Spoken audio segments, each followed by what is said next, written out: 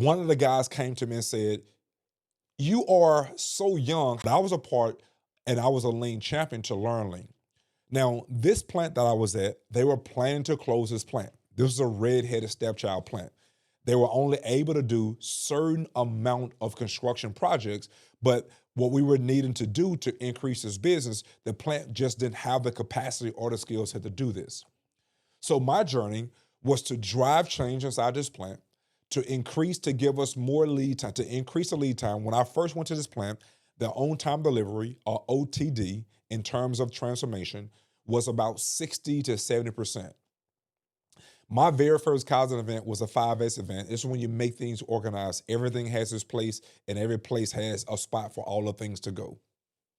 Basic foundation of 5S.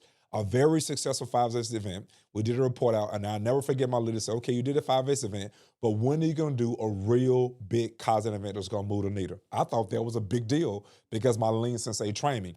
So now he took me on the floor, taught me all the tools. My very first value stream map was on a piece of bar napkin or a bathroom napkin because I had to understand the end-to-end process.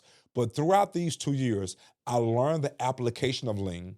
I learned how to build a process. But the most important part I learned and I began to love was developing people. Because those same people, they had been doing the same processes for 30 years. I'll never forget this story here.